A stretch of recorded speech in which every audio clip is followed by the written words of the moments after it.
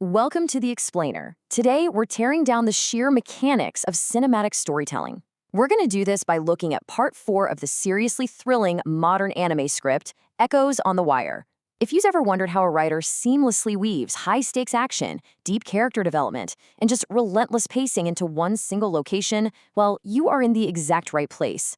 Let's get right into this absolute masterclass in narrative design. Here is our roadmap for today. First, we'll meet Syed and Sia. Then we'll look at the ticking clock, springing the trap, the emotional core, and finally the big final showdown. Section 1, meet Syed and Sia.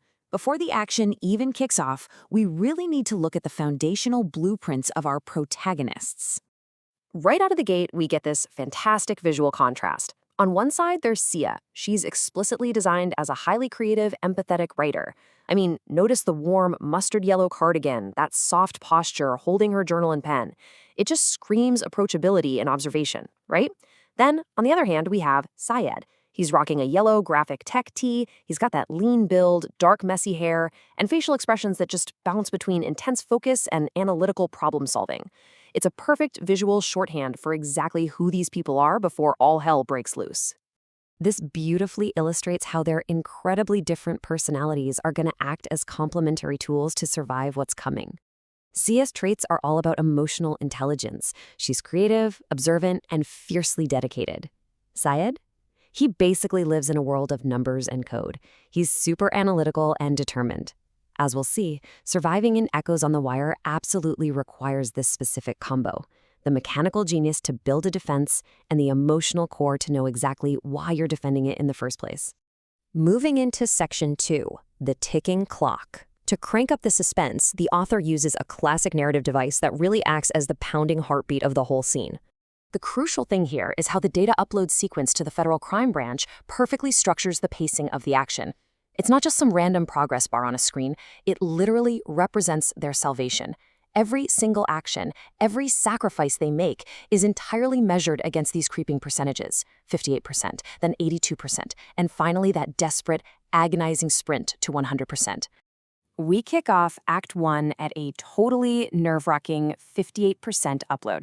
Just picture this scene. It's pitch black outside, flashlight beams are sweeping across frosted workshop windows, and you can hear heavy boots crunching on the wet gravel. Inside this riverside workshop, which is just packed with old car batteries and mechanical relays, Syed and Sia are frantically scrambling. Sia is hauling heavy copper spools across the floor, stripping leads with pliers, while Syed is just rapidly rewiring a high-capacity capacitor right to the main power line. They are desperately prepping for 3 armed men approaching the perimeter fence. The tension is palpable because the data isn't safe, and frankly, neither are they. Section 3, springing the trap. As those heavy boots finally reach the entrance, the massive oak front door just shudders under a brutal kick. The wood splinters, the door flies open with a deafening crash, and Act 2 erupts into pure, high-voltage chaos. And this is where Syed's character traits perfectly align with the plot. The attackers are yelling to grab the drive and leave no trace, but Syed is ready. He taps his custom phone app and triggers the trap. Look at the mechanics at play here.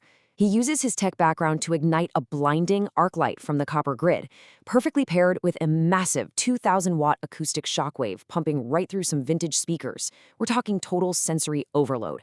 The sudden surge of raw electricity and deafening sound sends the armed men literally flying backward into the wet mud, completely disoriented. Syed then grabs a heavy iron pipe and slams a secondary metal security shutter down, physically locking out the immediate danger. With that secondary shutter slammed down and the immediate threat temporarily neutralized outside, the laptop ticks up. 82%. This right here is an absolute masterstroke in pacing. It gives the characters, and honestly us as the audience, a brief, desperately needed chance to just breathe. The trap worked, but hey, that clock is still ticking. Section 4, the emotional core. You know, a golden rule of storytelling is that great pacing requires valleys to make the peaks feel even higher.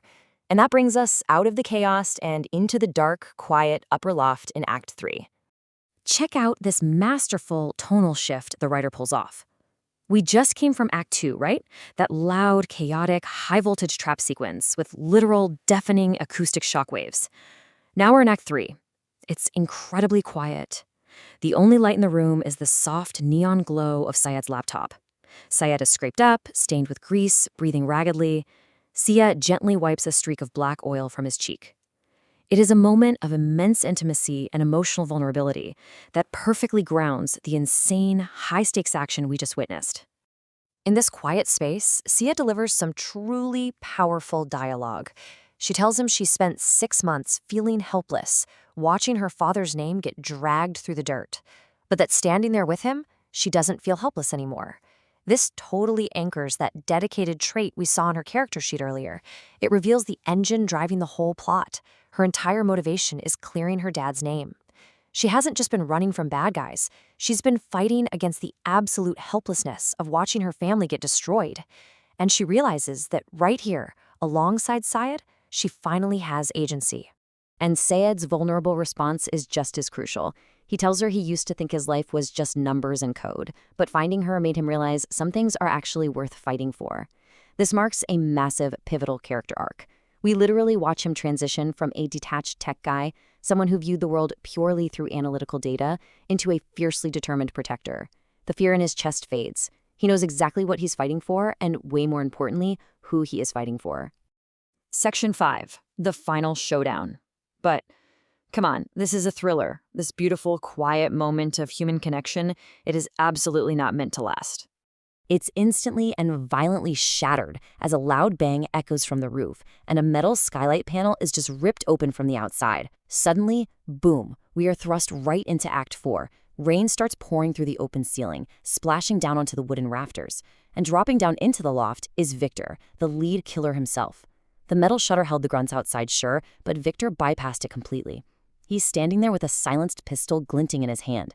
The safe space is instantly compromised.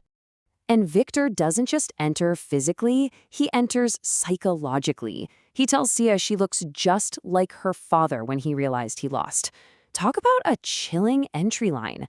He directly attacks Sia's emotional core right before pointing the gun straight at her with this cruel smirk on his face. It is a line meticulously designed to maximize despair right at the absolute finish line. But remember that character growth we literally just witnessed a moment ago in the loft? Putting his newly discovered determination into action, Syed doesn't freeze up. Without a single second of hesitation, he lunges forward to protect her. He completely tackles Victor across the rafters. The silenced gun goes off, violently shattering a nearby glass lantern. And now, we've got a desperate life-or-death wrestling match taking place on slippery, soaking wet wooden beams suspended high above the workshop floor. And precisely as this chaotic physical struggle reaches its absolute peak, the laptop down on the desk below chimes with a crisp digital beep. The progress bar finally hits it. The upload is 100% complete. The message flashes on the screen, data transmitted to Federal Crime Branch. The very data that Sia has been dedicating her life to, the absolute proof that will clear her father's name, has been successfully sent. It's such a fascinating structural choice by the author. It mechanically resolves the scene's primary objective. The ticking clock is finished, the mission is technically a success, while simultaneously leaving the characters themselves locked in immediate mortal peril. As we wrap up this explainer, we are left staring at a masterful, agonizing cliffhanger. The structural goal is achieved, yes, but the human stakes have never been higher. Does the completed upload even matter if Victor manages to pull the trigger on those slippery rafters? It's narrative design at its absolute finest, a masterclass in using pacing and stakes to keep us totally on the edge of our seats. So what do you think? Did that 100% come just a little too late for Syed? Thank you so much for joining me, and I'll see you next time.